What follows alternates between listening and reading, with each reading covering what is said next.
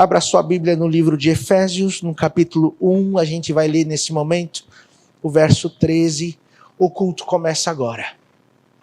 Vamos avançar dentro da progressão da mensagem que foi estipulada para nós, para esses 10 dias de entendimento a respeito do Espírito Santo, sua obra que ele faz em nós e no mundo, e obra que ele ainda terminará de fazer.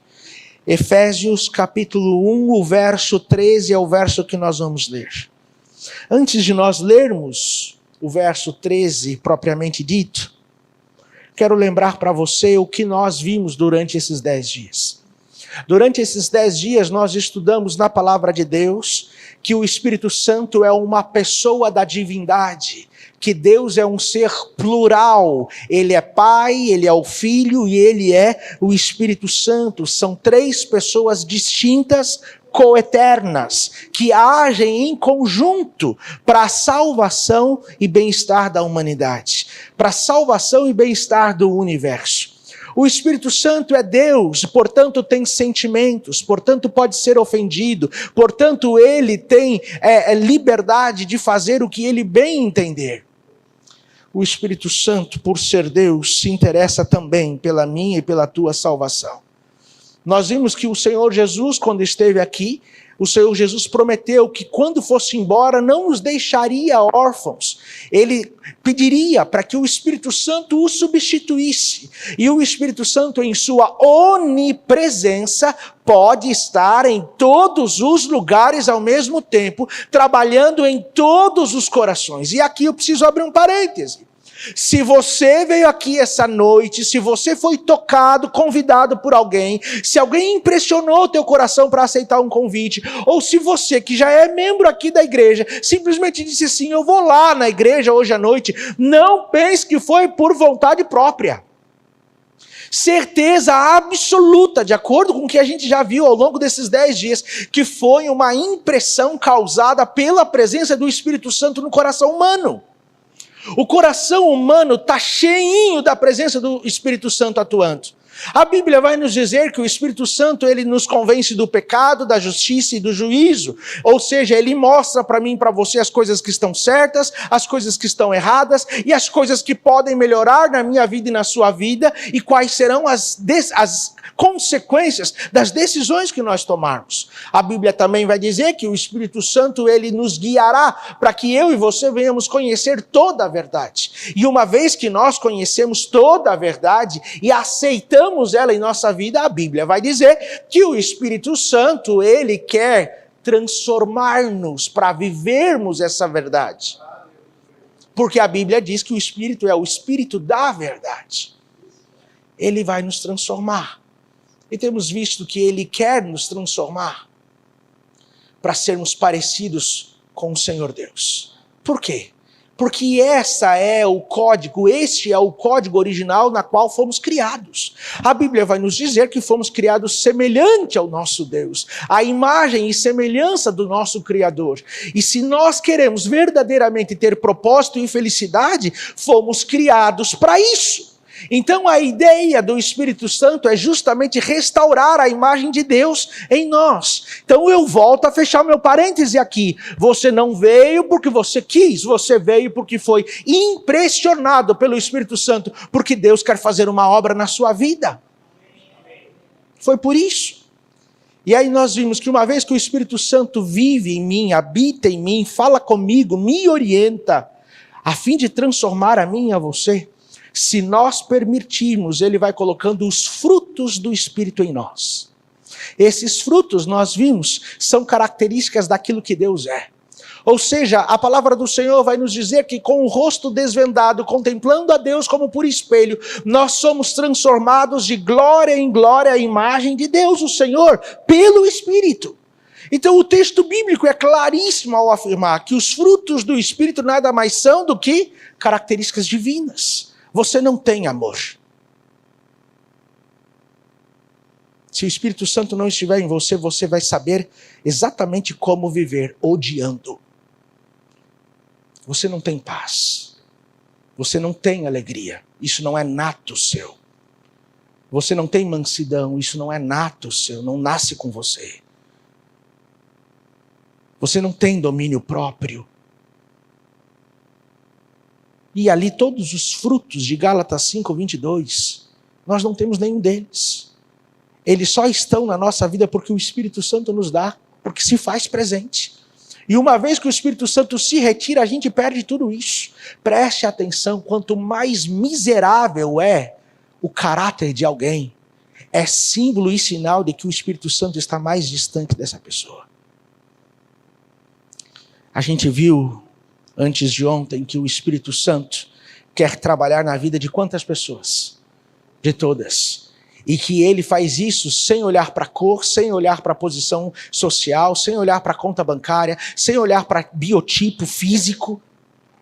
Não olha para a nacionalidade, não olha para a congregação, não olha para nenhuma placa de igreja. Ele quer trabalhar na vida de todas as pessoas. E, portanto, vai guiá-las até a verdade. E quando elas se depararem com a verdade, elas terão a opção de permanecer sendo guiadas pelo Espírito Santo ou de rejeitar o Espírito Santo. E nós vimos ontem que quando o Espírito Santo é rejeitado, ele faz o quê? Ele se retira. E a Bíblia diz que a porta se fecha. Ele não mais atua respeitando a minha e a tua decisão. Ontem nós estudamos que chegará o tempo em que o Espírito Santo não trabalhará mais. Ou seja, toda a obra que o Espírito Santo deseja fazer, ele vai parar de fazer. Vai chegar o tempo que ele não vai mais trabalhar. E hoje, eu quero mostrar para você que vai chegar o tempo em que ele vai trabalhar. Antes de parar de trabalhar, o Espírito Santo vai dar um plus, um megaton. Ele vai trabalhar de uma forma, escute bem, abra seu ouvido, sobrenatural. Por isso Efésios 1:13 diz assim: em quem também vós, depois que ouviste a palavra da verdade, o evangelho da vossa salvação, tendo nele também crido, fostes selados com o Espírito Santo da promessa. Veja, aqui o texto bíblico, Paulo está dizendo o seguinte: você recebeu uma promessa, vai receber o Espírito Santo. E aqui está dizendo que eu e você iremos receber o Espírito Santo, o poder do Espírito Santo, por consequência de uma vida de crença, de uma vida em que estamos crendo no Senhor. Não é crença em acreditar. Tiago capítulo 5 vai dizer o seguinte: tu crês que Deus é bom? E lá o texto continua e fala: faze muito bem, mas até os demônios creem e tremem quando ouvem o nome de Deus. Não é uma crença de acreditar que Deus é alguma coisa ou que poderá fazer alguma coisa. A palavra aqui definida como aquele em quem nós temos crido é relacionamento. Então o texto bíblico vai dizer que depois de ouvirmos a verdade, aqui, depois que ouviste a palavra da verdade, o evangelho da salvação, e agora nos relacionamos com Jesus, nos relacionamos com Deus, estamos nele crendo, ou seja, uma vida de intimidade, aí sim nós estamos sendo selados, aí sim nós estamos sendo marcados como propriedade de Deus. Lembra, nós estudamos ao longo da semana, vimos um texto bíblico muito forte, que diz, o apóstolo Paulo falando, que antes do Espírito Santo agir na minha vida e na sua vida, nós éramos filhos da ira, não filhos de Deus. Mas é filhos de Deus aquele que permite a atuação do Espírito Santo na sua vida. E aí o apóstolo Paulo vai dizer aqui agora, que quando nós aceitamos a verdade, e por ela decidimos viver, e agora nos relacionamos com Deus, o próprio Deus agora nos sela. A palavra selar na Bíblia é como se fosse botar uma marca, um símbolo sobre aquilo que agora pertence a você. Você sabe que se você tiver 2 canetas Bic azul transparente, e eu tiver mais uma outra, como é que você vai saber qual que é a minha e quais são as suas? As suas têm que ter uma marca. Tem que ter um selo para indicar que são propriedades suas. Então o que o texto bíblico está dizendo é que a pessoa que vive pela verdade, se relacionando com Deus, tendo uma vida de comunhão, ela está sendo selada, registrada como alguém que pertence não ao mundo, mas a Cristo e ao seu reino. É isso que o texto vai dizer. Só que em Apocalipse capítulo 7, abra lá sua Bíblia. Apocalipse capítulo 7. Falando deste selamento, o verso 2 e o verso 3 tem algo muito poderoso para dizer para mim e para você. Ontem nós vimos que o Espírito Santo não vai agir para sempre na vida da humanidade. A paciência de Deus tem limite. Uma frase muito forte que eu disse ontem, volto a repetir. Não confunda um Deus bom com um Deus bobo. Deus não é bobo. E muita gente confunde o amor de Deus e a bondade de Deus, dizendo sim, o Senhor tolerará tudo e no final, ainda assim, por me amar, irá me salvar. A Bíblia diz exatamente ao contrário. A tolerância de Deus tem limite. Antes de Deus ser um Deus de amor, Ele é um Deus de justiça. Se eu e se você não o quisermos, Ele se afasta. Então a Bíblia é claríssima ao afirmar que Deus vai separar aqueles que pertencem a Ele, aqueles que querem viver de acordo com a verdade, aqueles que querem viver de acordo com a sua vontade, aqueles que querem ter a presença do Espírito Santo em sua vida, daqueles que não querem. E a Bíblia vai chamar isso de selamento. E aqui a gente leu já em Efésios. Se eu conheci a verdade e agora creio na verdade, vivo uma vida de confiança no Senhor, então eu estou sendo selado pelo Espírito do Senhor. Só que em Apocalipse 7, 2 e 3 diz assim, 7 verso 2. Vi outro anjo que subia do nascente do sol, tendo o selo do Deus vivo, o Espírito Santo. Clamou em grande voz aos 4 anjos, aqueles aos quais foi dado fazer dano à terra e ao mar, dizendo: não danifiqueis nem a terra, nem o mar, nem as árvores, até selarmos na fronte os servos do nosso Deus. Veja que o texto está dizendo que não são todas as pessoas que vão ser marcadas. Não vão ser todas as pessoas que vão ser seladas como propriedades de Deus. O texto é claríssimo ao afirmar, vai ser marcado como de Deus, como seu filho, como seu povo, sua propriedade, aquele que é seu servo. O que o servo faz? Obedece ao seu Senhor. Vive de acordo com as suas normas, tem um coração proposto a obedecer. Pode não entender muito bem o que Deus está pedindo, pode não compreender a totalidade dos planos de Deus, mas ele, diante da onipotência, onisciência do Senhor, sabendo que o Senhor é soberano, o servo, ele diz assim: Senhor, eu quero isso, porque o Senhor, não há no Senhor nenhuma grama de coisa ruim. Do Senhor só vem fontes de bênçãos, só vem coisa boa, só vem amor, só vem luz, não vem trevas em nenhum dos seus planos. Então, mesmo que eu não entenda o que o Senhor está me pedindo, mesmo que eu não consiga mensurar o que vai acontecer, Senhor, eu estou disposto a obedecer. Isso é ser servo. E aí a Bíblia está dizendo o seguinte, você leu, é muito fácil de compreender. A marca de Deus, o selo de Deus de propriedade que pertence a Ele, não será colocada sobre todos os habitantes da terra. Vai chegar um dia em que vai ficar muito claro quem é de Deus, de quem não é. E aqui o texto vai dizer, no verso 2, leia comigo mais uma vez.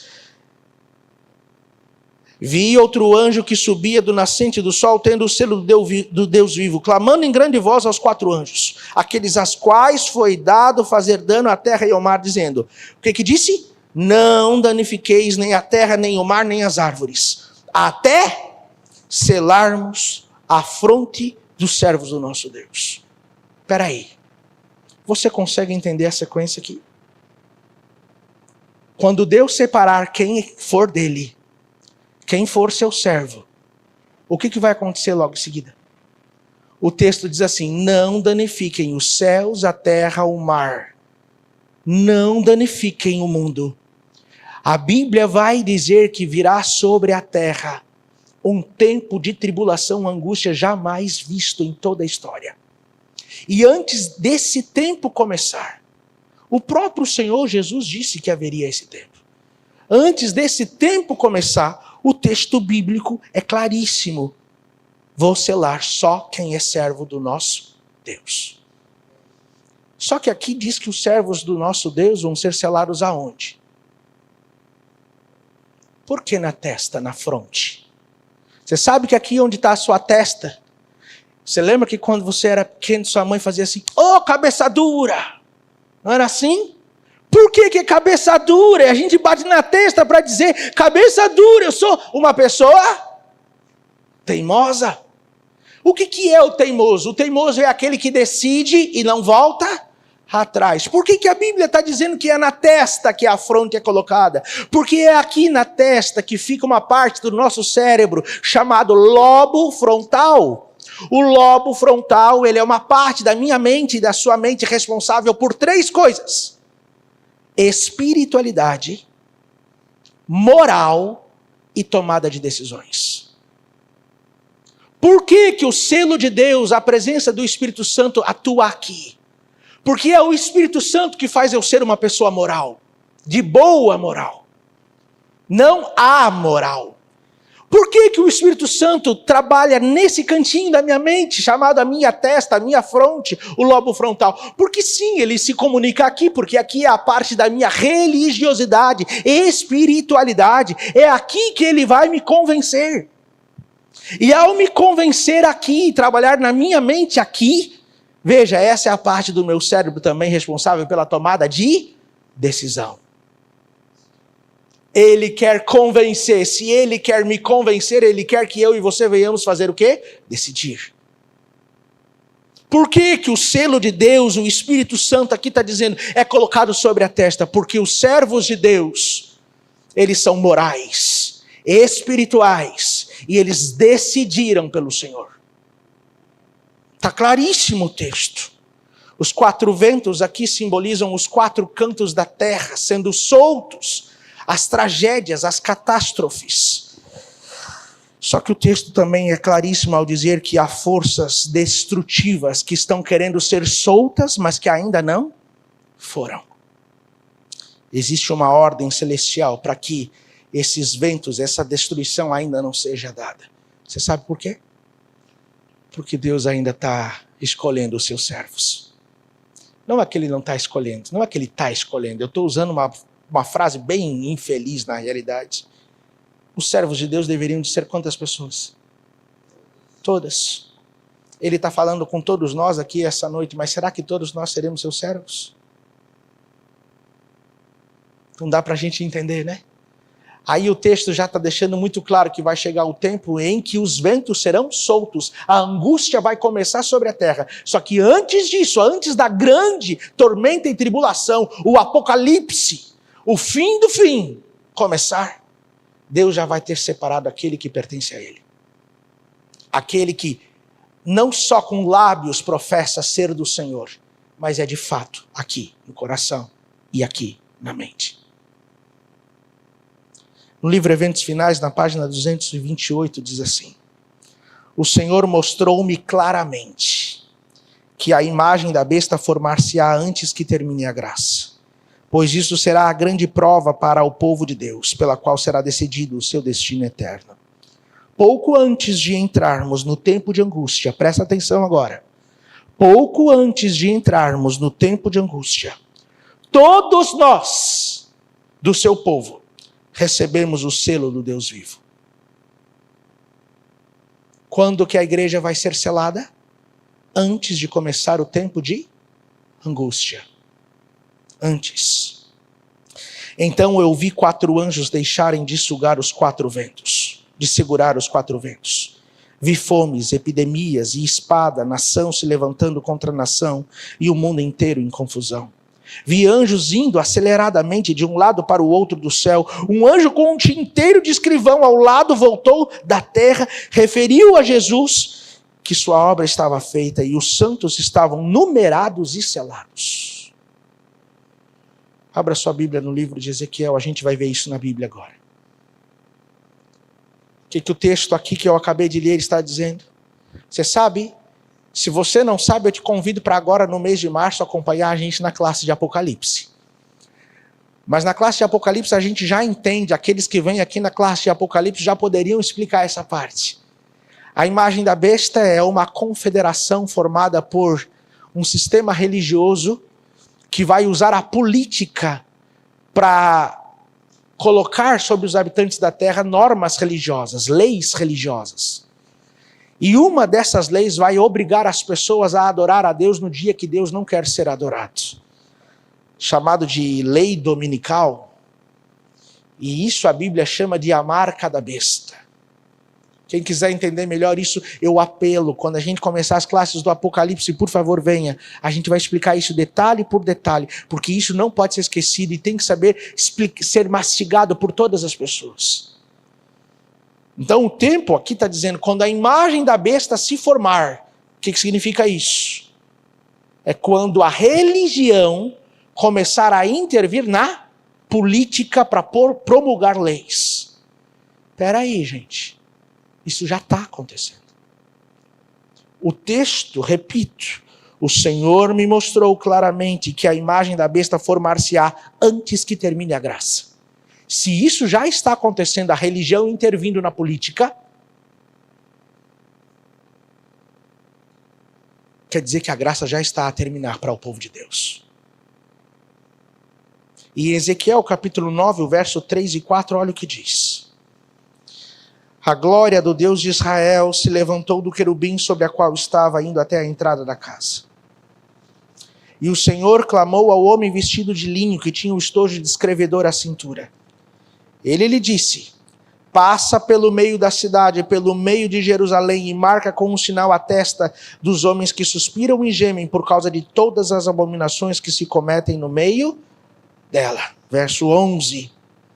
Eis que o homem que estava vestido de linho e cuja cintura estava o estojo de escrevedor, relatou dizendo, fiz como me mandaste. Deixa eu explicar aqui para você o que é essa visão de profecia no livro de Ezequiel. Olhem aqui para frente todo mundo. Vamos supor que nessa mesa aqui está o que a Bíblia chama no templo de Deus de o lugar santíssimo. O lugar santíssimo era um dos compartimentos do templo de Deus, aonde ficava a arca dos 10 mandamentos. Nessa arca dos 10 mandamentos, a presença de Deus brilhava em formato de glória, de luz, no meio de 2 anjos. Era um anjo que ficava aqui desse lado, com as asas assim, e o outro anjo ficava do outro lado também com as asas assim. E vamos supor que essas 2 velas seriam a glória de Deus se manifestando. Era uma atmosfera diferente, que popularmente é chamado de Shekinah. A glória da presença de Deus. O que o texto está dizendo é que essa glória sai daqui, atravessa o templo e vai para a entrada do templo. E lá na entrada do templo tem 7 homens. Tem um tinteiro aqui, amarrado na cintura. O que era o tinteiro? Era uma bolsa com tinta e um pincel. Os outros 6 tinham armas destruidoras na mão. Para que servem armas destruidoras? Para destruir. Qualquer um sabe a definição disso. Perfeito. Para destruir. Entendeu? Aí Deus sai daqui, vai lá na entrada do templo e chama o que está com um tinteiro na cintura e fala assim, vai lá na igreja, passa no meio do meu povo. No meio da casa de Israel, povo dele, não é? E marca com um sinal, sela, marca com um selo, todos. É isso que o texto está dizendo? O que o texto disse? Marca só um grupo, só quem suspira e geme por conta das coisas que acontecem de errado, as abominações. Só eles. O resto... Ele olha para os 6 e fala assim, não poupe o vosso olho, não vos compadeçai, matai a todos. É uma profecia isso. Veja, aquele que for selado terá a proteção de Deus. Mas aquele que não for selado estará entregue à destruição desse grande tempo de angústia que nos espera. Durante o tempo de angústia, o Senhor Jesus falou em Mateus 24, 15 em diante, todos nós, de Deus ou não de Deus, passaremos por ele. Mas quem é de Deus vai ter a proteção divina e a atuação do Espírito Santo. Agora, quem não for de Deus estará à mercê a esse tempo e certamente será destruído. Certamente. Testemunhos Soletos, volume 2, na página 65, diz assim: ao tempo em que a ira de Deus se manifestar em juízos, esses humildes e devotados seguidores de Cristo se distinguirão do resto do mundo pela angústia de sua alma, a qual se exprime em lamento e pranto, reprovações e advertência, ao passo que outros procuram lançar uma capa sobre o mal existente e desculpam a grande impiedade reinante em toda parte. Os que têm zelo pela honra de Deus e amor pelas almas não se calarão a fim de granjear o favor de ninguém. Sua alma justa aflige-se dia a dia pelas obras e costumes profanos que há no mundo. Quem são os que suspiram e gemem que vão receber o selo de Deus? Aqui está dizendo: quem olha para as coisas erradas e não finge que não vê. Quem olha para as coisas erradas que acontecem dentro e fora da igreja e diz assim: o Senhor tem mais. O Senhor não é só isso, não. O Senhor tem uma vida melhor. O Senhor pode fazer obra maior. O Senhor pode transformar. O Senhor pode renovar. O Senhor quer atuar. Eles não ficam quietos. E aqui o texto é claríssimo. Não ficam para ganhar o favor de alguém. Eles falam mesmo. Em tempo e em fora de tempo. São corajosos. Na grande realidade, são homens e mulheres, jovens e crianças que não têm o medo de chamar o pecado pelo nome, eles se posicionam. Eles não são indiferentes ao mundo lá fora. Eles contemplam o mundo lá fora, mas reprovam as suas ações, não deixando que elas aconteçam na sua vida. Preste atenção no que eu vou te falar. Indiferença espiritual é evidência da ausência do selo de Deus. Se eu vejo o mundo lá fora e aquilo lá não mexe com o meu coração, não me entristece o coração, não me faz buscar mais por Deus, para que Ele mude a minha vida, a fim de que eu, através de mim, possa trazer mais pessoas para Ele, para saírem dessa miséria de mundo, então a minha indiferença mostra só uma coisa: o selo está bem distante de ser colocado sobre a minha fronte, porque ao invés de ser inimigo do mundo, eu tenho amizade com ele. No livro Grande Conflito diz assim: antes que a obra se complete, o selo de Deus, antes que a obra se complete e o selo de Deus seja colocado na testa de seu povo, haverá entre eles um exame rigoroso de caráter. Por que esses 10 dias estão existindo hoje aqui na nossa igreja? Por que nesses 10 dias a nossa igreja está assim, lotada? Por que nas 10 horas que passamos aqui juntos no sábado, a igreja ficou lotada das 8 da manhã até as 5 da tarde? Por que foi?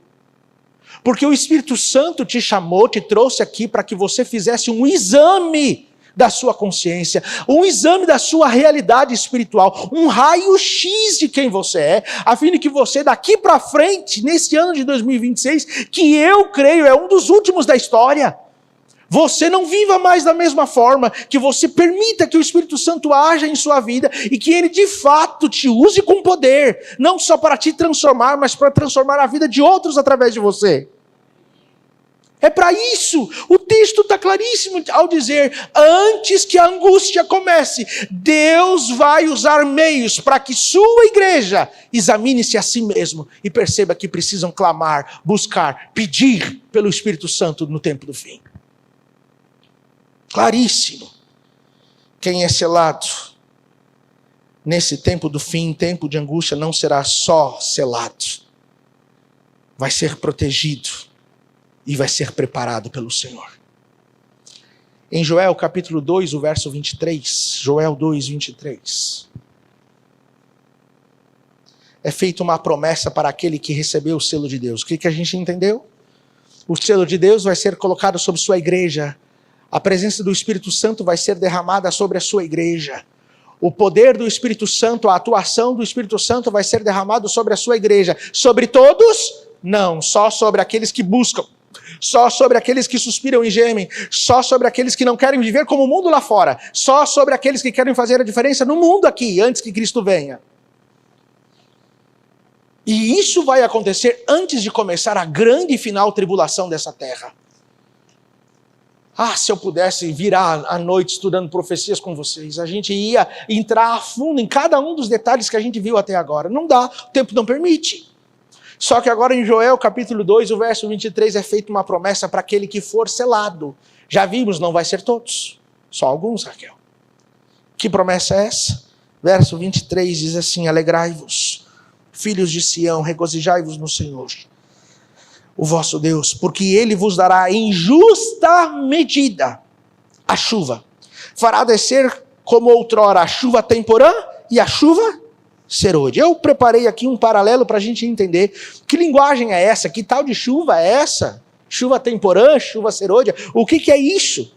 A chuva temporã é o nome bíblico dado para a chuva que começa a estação da plantação, sabe?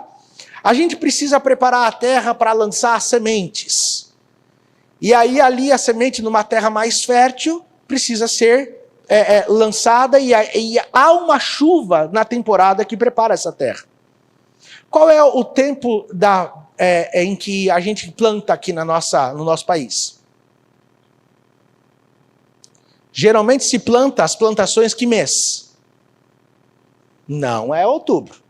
Outubro que mês é? Que estação é? Primavera é a estação de quê? Que vem tudo. Que as flores já brotaram, que os frutos começam a nascer, não é assim?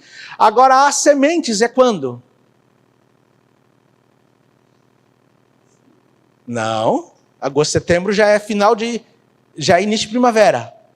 Raciocina. No inverno, semente pode ser plantada? Quando é que é plantada? No outono. Outono é logo depois do verão. Ih, vocês estão mais perdidos que eu? Presta atenção. Nós temos, vamos lá, daqui para frente, estamos no verão. Quando termina o verão? Quando termina o verão? Agora em março. Vocês lembram daquela música dizendo assim: são as águas de março, fechando o verão, é promessa de vida no meu coração. Por que Tom Jobim escreveu isso? Eu posso me arriscar que ele foi indiretamente e inconscientemente inspirado para que eu pudesse usar isso aqui hoje no sermão? As águas de março são as águas do outono. As águas de março é a que encharca a terra para a semente ser lançada. Por que Tom Jobim diz assim: as águas de março é promessa de vida no meu coração? É porque é nas águas de março que as sementes são lançadas e o cultivo é colocado para que a semente possa ter uma terra preparada para germinar, para botar. Você está entendendo? E aí a gente sabe que passa todo o inverno. E quando começa a primavera, a semente já fez o quê? Germinou. E aí podem vir os frutos que vão vir até o final do verão. Vocês estão entendendo? Só que olha que interessante. Em março, para plantar, tem muita chuva. E quando é que tem muita chuva de novo? Quando vai terminar o inverno, nós temos assim de chuva, mais uma vez, porque as frutas que vão ser colhidas, as plantas que vão ser colhidas precisam o quê? Madurar. Na linguagem bíblica, as águas de março é a chuva temporã. É a que vai preparar a terra para receber a semente. Na linguagem bíblica, as águas do início da primavera para a colheita é a chuva serôdia. Essa chuva, a serôdia, ela não prepara a terra para plantar. Agora ela amadurece o fruto para ser colhido. Vocês entenderam? Só que quando a gente vai para o texto bíblico vai dizer o seguinte: que quando os discípulos começaram a pregação do evangelho ao mundo todo, eles começaram movidos pela chuva temporã. Ou seja, a primeira pregação do evangelho feito pelos 12 apóstolos, cheinhos do poder do Espírito Santo, foi a primeira chuva, a chuva que preparou o mundo para o recebimento do evangelho. Agora, quem vai dar a última chuva? Quem vai falar ao mundo na última chuva para colher os frutos? Não é Jesus, é eu e você. É eu e você, aqueles que forem selados. Porque a primeira chuva é a chuva do início, a última chuva é a chuva do final, o tempo do fim. Vocês estão entendendo? A chuva temporã caía no início da estação, preparava o solo, permitia a germinação da semente, representa o Pentecostes que a gente vê lá em Atos capítulo 2. A chuva serôdia caía próximo da colheita, a colheita é a volta de Cristo. Amadurecia o grão, preparava-o para a ceia final, representa o derramamento do Espírito Santo, o final da mensagem de salvação, a marca de conclusão da obra de Deus sobre a terra. Em João capítulo 14, o Senhor Jesus fez uma promessa para os discípulos que se cumpriu no livro de Pentecostes e vai se cumprir também agora, que se cumpriu no livro de Atos, no Pentecostes, e vai se cumprir também agora na chuva serôdia nos últimos dias, a última chuva para a colheita. João capítulo 14, o verso 12, olha o que diz o texto bíblico, palavras do próprio Senhor Jesus. Em verdade vos digo que aquele que crê em mim, fará também as obras que eu faço, e outras maiores fará, porque eu vou para junto do Pai. Espera aí, Isaías 55:10 diz que o Senhor, quando promete, fará acontecer aquilo que ele prometeu. Jesus é o Senhor e disse o seguinte, em verdade, presta atenção aqui agora. Toda vez que uma palavra aparece repetida na Bíblia, uma expressão, em verdade, é como se Jesus estivesse dizendo assim, não esquece disso, presta muita atenção. É como se ele falasse isso. Se ele fosse o Luiz Gonçalves, ele ia chegar assim, chega mais perto. Deixa eu te falar uma coisa olhando no teu olho. É Jesus falando olhando no teu olho. Ele está dizendo assim, em verdade te digo, quem crê em mim fará também as mesmas obras que eu faço e coisas maiores. Falou isso para os discípulos, se cumpriu no livro de Atos. Você pega o livro de Atos para ler na sua casa, você vai ver um monte de coisa que os discípulos fez. Eu só vou citar as passagens para quem quiser depois assistir o sermão e tomar nota e procurar. Em Atos capítulo 3, do verso 6 a 8, um paralítico de nascimento volta a andar. Outros milagres públicos acontecem, são incontestáveis. O resultado, eles começam a pregar para uma grande multidão. 3.000 pessoas se convertem num sermão de menos de 15 minutos. Em Atos capítulo 5, verso 12 a 16, multidões traziam os enfermos depois disso. Pessoas eram curadas aos montes e até a sombra de Pedro era associada a curas. Já parou para pensar a sombra de alguém curar você? Isso aconteceu com Pedro. Cheinho do poder do Espírito Santo. Em Atos capítulo 5, verso 19, houve uma libertação sobrenatural da prisão. Um anjo apareceu, abriu as celas da prisão e a ordem foi dada, continue a pregar, vocês têm uma mensagem a levar, e eles levaram a mensagem de vida. O milagre não foi para conforto, foi para a continuidade da missão, não foi para tirar do aperto, foi para que a mensagem continuasse sendo pregada. E se eu pudesse abrir um parênteses aqui, todos os maiores milagres que eu já experimentei na minha vida, foi exatamente no momento em que eu precisava levar a mensagem. Em Atos capítulo 4, verso 31, um lugar tremeu, manifestação física da presença divina. Resultado, os discípulos ganharam intrepidez e coragem para continuar a verdade, a pregação da verdade.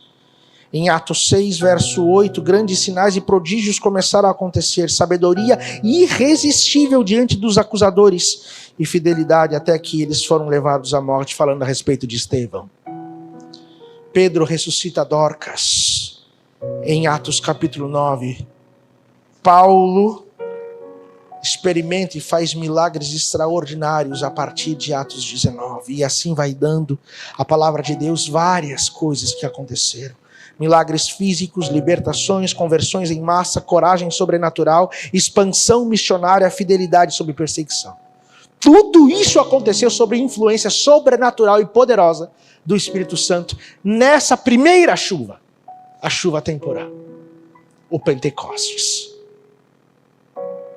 Eu pergunto o seguinte: isso tinha uma função: confirmar o poder de Deus e a verdade do Senhor. Você acha que se a promessa foi feita para eles, não vai se realizar para nós? Se isso aconteceu no tempo da temporã, da chuva que prepara o solo, não vai acontecer agora no tempo da serôdia, da chuva que vai amadurecer os frutos da terra para serem colhidos, antes que Jesus venha? O Espírito não foi dado para conforto dos seus discípulos e não será dado para o nosso conforto. O Espírito vai ser dado para mim e para você para um propósito simples. Ele já nos transformou, por isso fomos selados. Agora ele vai ser dado para mim e para você para sermos a bênção de transformação de outras pessoas. O grande conflito diz o seguinte: a mensagem será proclamada com grande poder e a terra será iluminada com a glória de Deus.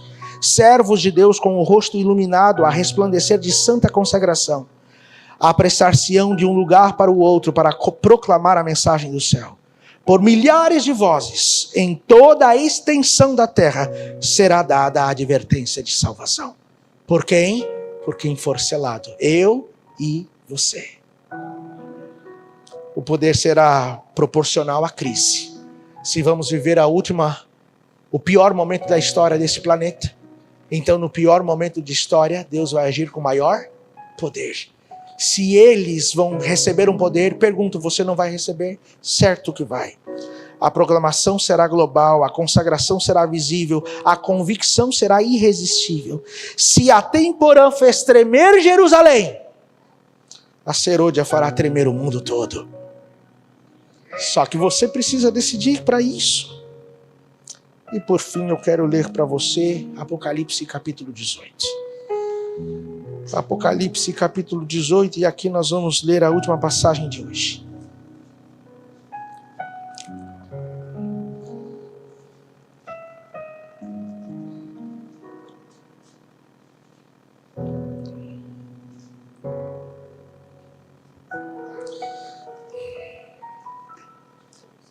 Versículo 1.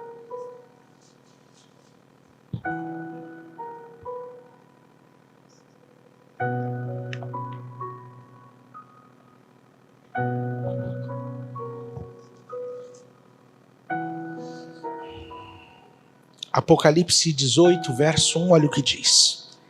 Depois dessas coisas, vi descer do céu outro anjo, que tinha grande autoridade, e a terra se iluminou com a sua glória.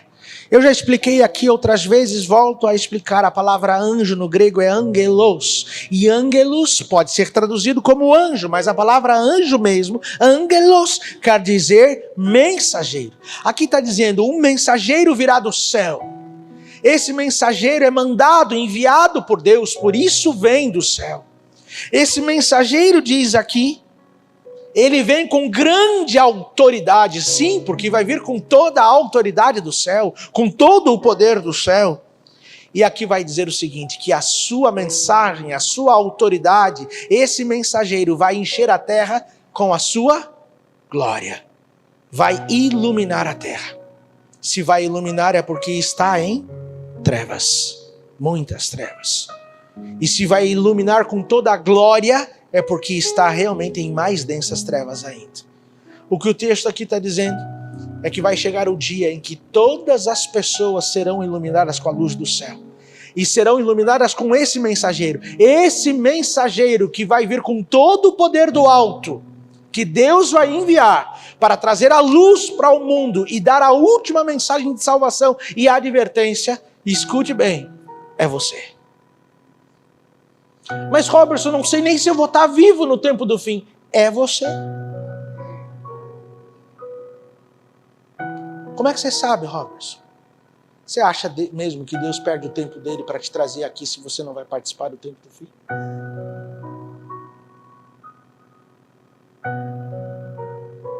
Porque no tempo do fim vão haver duas classes de pessoas. Quem vai ser separada por Deus para receber toda a autoridade do céu e fazer todos esses milagres que nós vimos, maiores ainda, cheinhos do poder e autoridade do céu. E aqueles que vão estar destituídos da presença do Espírito Santo e vão se transformar em verdadeiros demônios. Eu fiz uma pergunta anteontem para você. Lúcifer estava na presença de Deus. O Espírito Santo conversava com ele, atuava na vida dele, estava constantemente com ele. A ponto de a Bíblia chamar Lúcifer de o portador de luz. Aí Lúcifer não quis mais saber de Deus. Não quis mais saber dos planos de Deus. Falou assim, Deus não é justo, Deus não é amor, Ele não é perfeito, Ele exige demais de nós, é muito difícil, eu não quero mais. Deus apelou e insistiu com Lúcifer, mesmo assim, revelando todo o futuro para esse ser. Mesmo assim, Lúcifer disse, não quero mais. A Bíblia diz em Apocalipse 12, verso 7, fez uma guerra no céu. Levantou-se ele e os seus demônios contra Jesus e os seus anjos. Mas perderam, obviamente. Foram expulsos do céu, sabendo que pouco tempo lhe resta, diz o texto bíblico. Deixa eu te perguntar, quando ele foi expulso de lá, ele trouxe o Espírito Santo com ele? Não. A Bíblia vai chamar isso que depois aconteceu, vai chamá-lo de demônio. O pai da mentira. Era o príncipe da paz. Se transformou no rei do mal. No nosso maior inimigo. Nos últimos dias, duas classes de pessoas. Quem vai ter todo o poder de Deus e vai fazer milagres sobrenaturais em prol da salvação de outros que ainda não conhecem a verdade, mas também terão outra classe, a classe de demônios, que não são só os anjos que foram expulsos do céu, serão todo aquele que não aceitou o plano de Deus. Não é eu que digo, é a Bíblia que fala. A Bíblia que fala. A glória que vai inundar o mundo é a própria vontade de Deus, é a própria, no nome de Deus, é o caráter de Deus, é a sua lei. Será anunciada a cada uma das pessoas. Para terminar, no grande conflito, diz assim, a luz que brilhou sobre os discípulos no Pentecoste será vista novamente. Amém? Eu vou ler novamente, a gente fala um amém mais forte? A luz que brilhou sobre os discípulos no Pentecostes será vista novamente. Amém. Agora um amém bem mais forte, porque o texto diz assim, com poder ainda maior. Amém. Multidões aceitarão a verdade. Amém. Na Temporã, um cenáculo ficou cheio do poder de Deus. Na Serôdia, a terra inteira será impactada pelo poder de Deus. Na Temporã, 3.000 se converteram com um pequeno sermão. Na Serôdia, multidões de milhares de milhões se converterão no sermão de uma só pessoa, de uma só decisão. Na Temporã, o mundo ouviu sobre Cristo pela primeira vez. Na Serôdia, o mundo decidirá por Cristo ou então contra Ele. Quem é selado, quem for selado, ficará cheio do Espírito Santo. Quem não for, vazio. E quem for cheio do Espírito Santo vai proclamar. Quem não for, vai perseguir. Quem proclamar iluminará a terra com a glória de Deus. Mas quem não for, vai tentar destruir quem estiver com a glória do Senhor. O selo é antes da angústia. A chuva é antes do clamor. A glória é antes do fim. Mas a decisão é agora. Que grupo você quer preencher as fileiras? De quem vai ser selado com a presença poderosa do Espírito Santo? Ou daqueles que vai ser destituídos da presença do Espírito Santo e se tornar verdadeiros demônios aqui nessa terra? Veja, a semana vai terminar amanhã com uma bela Santa Ceia, ainda vai ter a mensagem de sábado com o pastor Homero, mas aqui a gente falou o seguinte: quem é o Espírito Santo? O que ele pode fazer? O que ele tem feito? A obra de transformação que ele quer fazer na tua vida. E eu apelei para você pela palavra, que agora é o tempo de nós clamarmos e pedirmos para que ele realmente trabalhe em nós. O Espírito Santo só trabalha com a minha e com a tua permissão. Não podemos esquecer, não podemos parar, temos que pedir, temos que clamar. E aí ontem eu estudei, porque vai chegar o dia em que ele vai se posicionar e vai dizer assim: foi indiferente, não clamou, então também não vou dar mais nada para ninguém. Pensa, a paciência de Deus tem sim limites. Mas para aqueles que pedirem, hoje nós estamos vendo, ele vai dotar com um poder que nós não temos, de forma sobrenatural. E não é para nos favorecer ou proteger, mas é para nos usar. Porque ele vai levantar homens como o sol do meio-dia brilhando nesse mundo tão escuro. Ele vai te levantar como um troféu e vai te usar nas mãos dele. Ele vai dizer assim: é possível sim vencer. É possível sim lutar as minhas batalhas e vencer. É possível sim andar nos meus caminhos, e ele vai usar a sua vida para isso. É possível sim ser fiel a Deus e aquilo que o Senhor pede. Ele vai usar você para isso. Mas isso só vai acontecer se hoje, se agora, você permitir que ele faça a obra que ele quer fazer. Quem quer ser o primeiro a se colocar em pé e dizer assim: Senhor, pode começar agora na minha vida. Amém. Amém. Amém.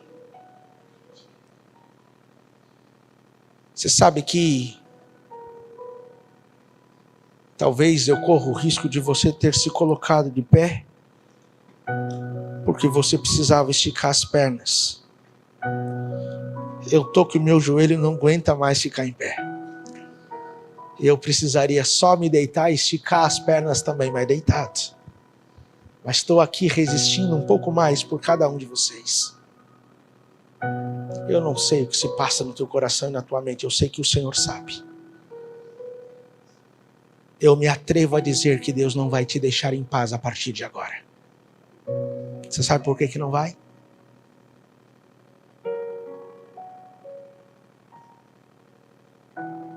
Eu fiquei 7 anos fora dessa igreja. Eu vivi 7 anos fora dessa igreja como se Deus não existisse. Eu sabia de tudo isso aqui. Mas me decepcionei tanto com as pessoas que eu fiquei bravo com quem eu não podia ficar, com Deus. Sabe o que Deus fez? Ele começou a reorganizar minha vida por fora, começou a colocar pessoas na minha vida, começou a trabalhar em mim. Até que 7 anos depois ele me trouxe. Eu tinha um pensamento. Eu amo profecias. Amo de verdade. E estudando profecias, eu pensava da seguinte forma quando eu estava lá, que tem Jesus na vida. Porque eu não tinha mais. Eu pensava assim: Senhor, quando eu ver as profecias se cumprindo, eu vou voltar.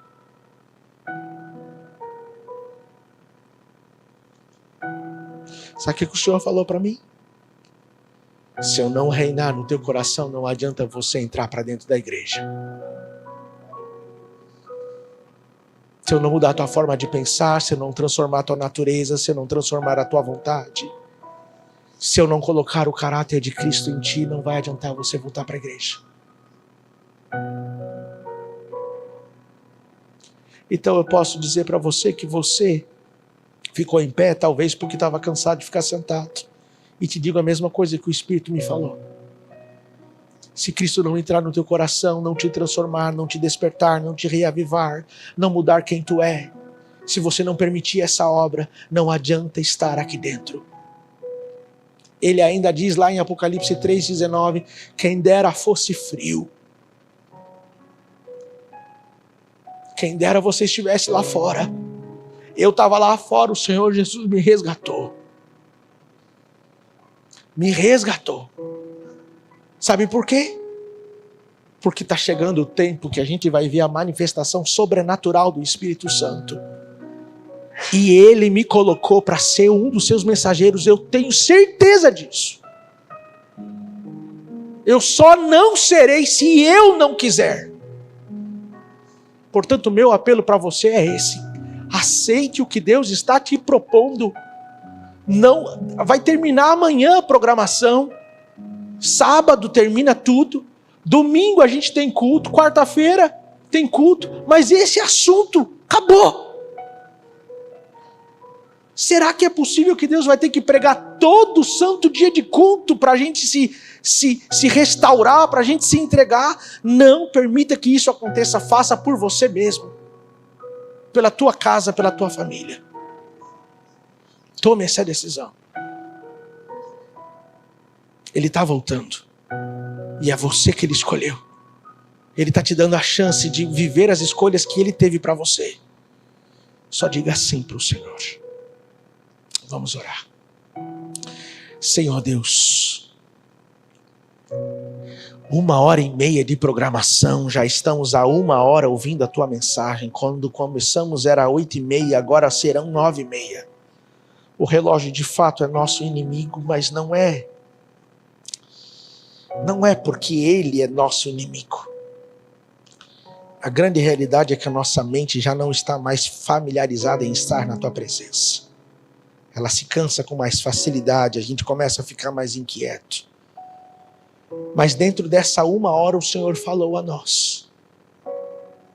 E através do Espírito Santo nos disse o que quer fazer na nossa vida. Nós queremos nos entregar nas Tuas mãos. O Senhor nos trouxe aqui para ouvir a Tua verdade, pedimos que ela agora se faça presente em nós. O Senhor nos trouxe aqui para conhecermos o Espírito Santo e para falar que Ele trabalha em nossa vida, que de fato Ele realmente trabalhe em nós a partir de agora. Que quando chegar o tempo do selamento, nós venhamos estar entre aqueles que serão selados. Selados não para serem privilegiados, para serem favorecidos, mas selados para serem usados para a honra e glória do Teu santo nome, levando ao mundo a última mensagem de salvação. Resplandecentes da Tua glória. Por isso nós nos entregamos agora nesse momento. Que essa profecia que estudamos seja uma profecia que se realizará na nossa vida.